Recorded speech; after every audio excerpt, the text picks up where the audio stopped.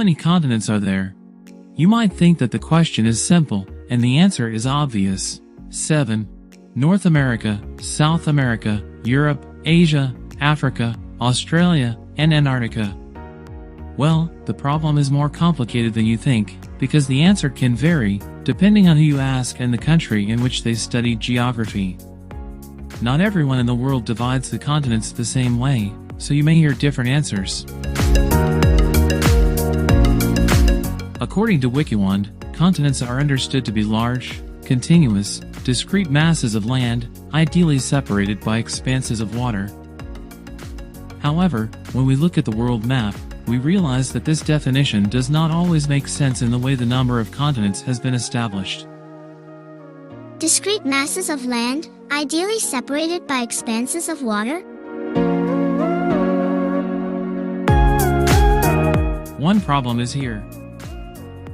We have Europe, and we have Asia, but between them, instead of an expanse of water, we see an expanse of land. So, why do we have here two continents rather than one? The usual reason for this split is a combination of historical and cultural factors. Europe and Asia have always been different in terms of their history and culture, so it makes sense to consider them two separate continents, even if there is a continuous debate about where exactly Europe ends and Asia begins.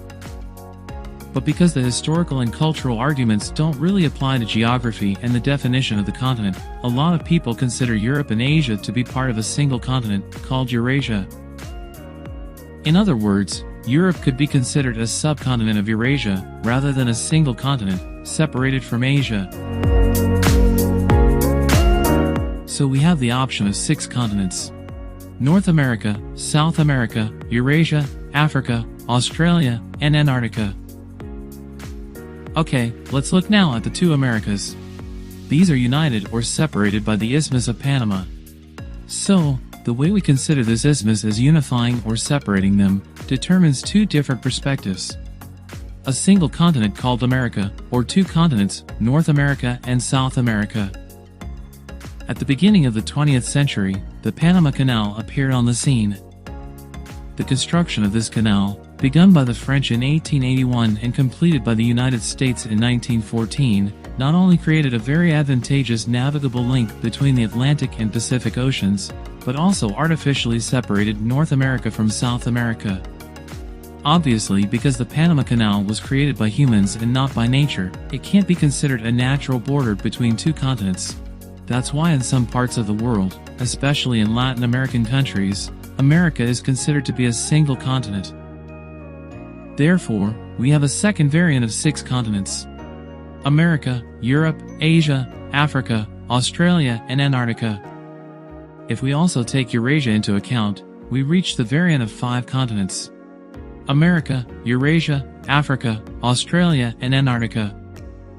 And because we've eliminated the Panama Canal as a natural border between two continents, the same rule applies to the Suez Canal, built between 1859 and 1869, which connects the Red Sea to the Mediterranean Sea through the Isthmus of Suez. This leads us to the option of 4 continents: America, afro-eurasia, Australia, and Antarctica.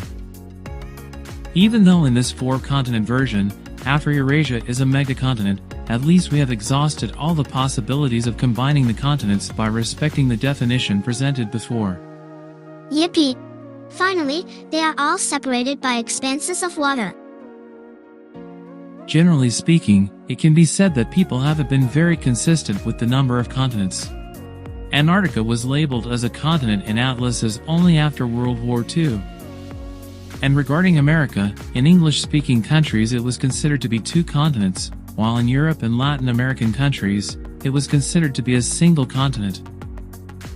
That's why the Olympic flag, created in 1913 by Pierre de Coubertin, has 5 interlaced rings, symbolizing the 5 inhabited continents of the world: America, Africa, Europe, Asia, and Oceania. Okay, so you might be wondering, what the heck is Oceania? Well, it's a geographical region that includes Australia, New Zealand, and a bunch of other Pacific islands. It consists of 4 subregions: Australasia, Polynesia, Melanesia, and Micronesia. When it comes to this part of the world, some people prefer to call it Oceania, as an all-inclusive term, instead of just Australia. So, if you're not sure where to find Australia, just look for Oceania and you'll find it. Because there is so much controversy among geographers about the number of continents, let's see what geologists say. The Earth's crust is divided into several tectonic plates.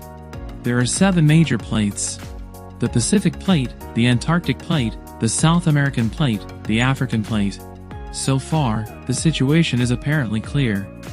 However, we also have the Australian Plate, and we see that only part of New Zealand stands on it. Starting with the Eurasian Plate and the North American Plate, the situation becomes really confusing. Half of Iceland and part of Eastern Asia are on the North American Plate. If we add the minor plates, Arabian Plate and the Indian Plate, we see that Asia stands on 4 tectonic plates.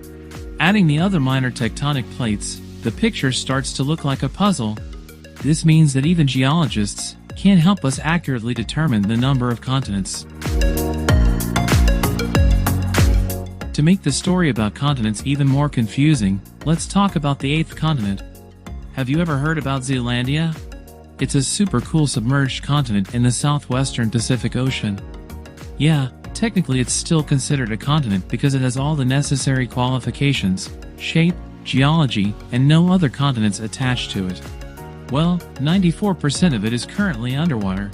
But don't worry, we've still got New Zealand and New Caledonia from it, above sea level, so we can still visit and enjoy all the kiwis we want.